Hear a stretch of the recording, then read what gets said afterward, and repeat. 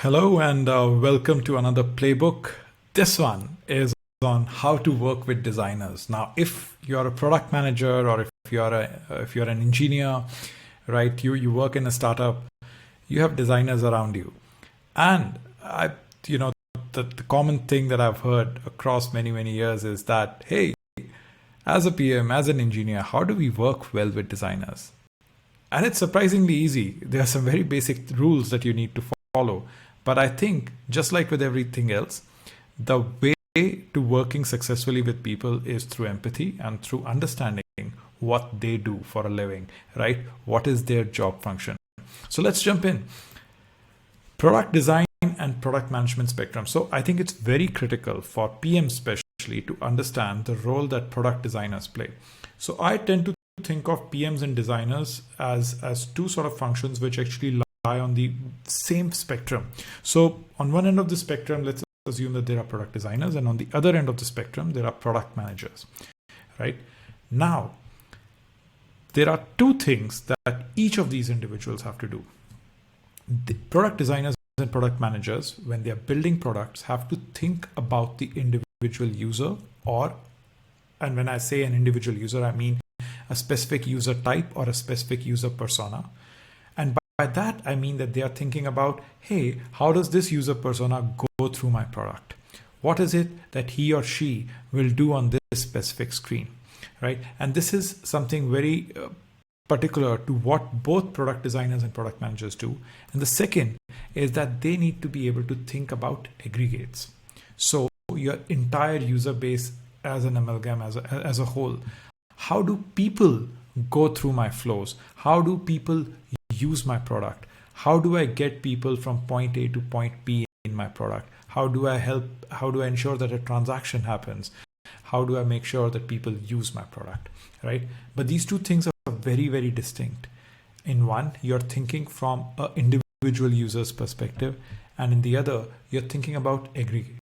Now, aggregate is very critical because that is how we usually measure metrics. So, if you've seen previous playbooks on how do we define metrics and how do we measure metrics in products and how do we think about our business objectives, then aggregate is how we usually look at these things, right? Whereas when you think about the individual, you think about user experience. You think about how the user or a user persona or a user type is experiencing your product. Now, on this spectrum, the primary job of a product designer is to think from an individual's perspective. So this is a philosophical difference between the two. Product designers primarily think from an individual's perspective, but good product designers as a secondary think in terms of aggregate. So you will always find that good product designers, first and foremost, when they're thinking about user flows, when they're thinking about the product, when they're building the design for any feature or any product, they will think from an individual's perspective, but the best product designers will also think about what happens to the aggregate. They think about the business impact of what they're doing. They think about things like, hey, how many people went through my funnel, right? And how much did my metrics change? Did my retention improve as a result of what I did? Now, on the flip side, product managers, their primary job is to think in terms of aggregates. Product managers think about business objectives. They think about how the entire flow of users goes through a product, right? They are not specifically thinking about the individual, but good PMs think about user experience also. So from a secondary perspective, good product managers are always thinking about, hey, am I providing a great user experience to an individual user? Now, the reason these things are flipped and the reason these things are important is a PM has to ensure that the business works. A PM has to ensure that the product works, that the product is used by more and more people. And when they're using this product, more and more are able to do the objectives that are defined in the product. Whereas the individual designer is thinking about the best possible user experience and the best possible delight factors for the user. And which is why their primaries are on the opposite side, right? Whereas their secondaries are opposed, right? So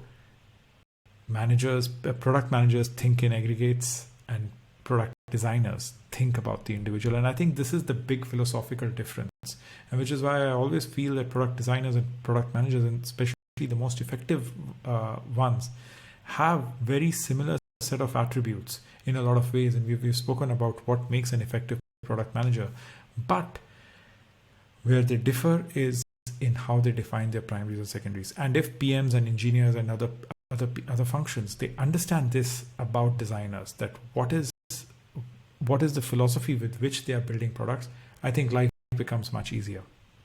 Now let's jump into how you work with designers and how you sort of work well with designers and form a great bond with them, form a great working relationship with them. First, you have to remember that designers are domain experts. Just like engineers are domain experts, just like product managers are domain experts, just like marketeers are domain experts, designers are experts in their domain. Designing a good user experience is first and foremost their responsibility. It's their neck on the line, right? And this is something that other people should understand. Now, the reason why it's very difficult for other people to understand is that design is one of the most visible parts in a product development organization. Not everyone sits and looks at the code that engineers are writing, and not everyone can give feedback to engineers on the code that they are writing. A designer doesn't necessarily walk up to an engineer and says, hey, can I do a code review for the piece of code that you've been writing of late? Whereas anyone in the organization can pretty much walk up to a designer, look at their screen, and give an opinion, right, about the design they're doing. And remember, this is an incredibly irritating thing, and all of us who work with designers do it. But remember, because design is so visible, giving our opinions and giving our feedback, sometimes unwanted feedback, is easy. And this is unfortunate because design is so visible, and it doesn't happen in other functions, but it definitely happens in design. But more importantly, we have to remember, designers look for feedback. Good designers always ask for feedback from everyone around them. But opinions are not feedback. Feedback is feedback. And understanding the difference between these two, that, hey, I don't like this particular color, or I don't like this shape, I don't think this is going to work. These are all opinions. Remember, designers are the subject matter experts. Sure, sometimes you're entitled to your opinion, and especially if you've been doing this for a long time, you've earned the right to your opinion, but not always, right? And just like you don't want a designer telling you, or a PM telling you which type of algorithm to use, or a designer telling a PM how to do their job. Similarly, I think it's very critical that we don't tell designers how to do theirs, right? What is more critical, though, I think, especially from a product manager perspective, is we have to share our why with designers. So why should we solve this problem? So we as a company, as a team, why are we solving this problem? And why would users care if we solve this problem? So sort of the strategic reason for why we are doing what we are doing. What is the vision for this product, right? And then how will we go about solving it? And then what will we do? But most importantly, it's very critical for you to be the person who defines why we are solving the problem, right? Create good documents for designers, right? Create a great product requirement document, write a really good spec document, right?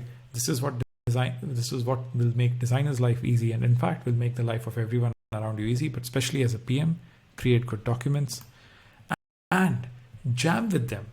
Collaborating with designers is the best part of any PM's day, and it should be the best part of any PM's day, and designers love it. Designers love it when people jam with them, when they come up with ideas, when they go through, that refinement process of starting with, wireframes and going towards high fidelity mocks or building prototypes. This is the fun part of being in a product organization where designers and PMs and engineers work together.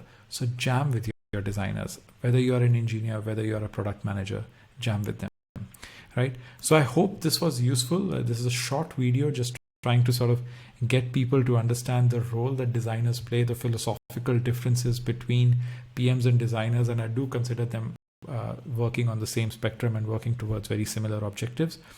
But yeah, their primaries and secondaries are flipped, switched around. So yeah, keep these in mind when you're working with the designers on your team, and I'm very sure that the designers on your team will be very happy and you'll build great products together. So hope you're enjoying these playbooks. Do subscribe to the channel, and yeah, see you in the next playbook. Take care. Bye.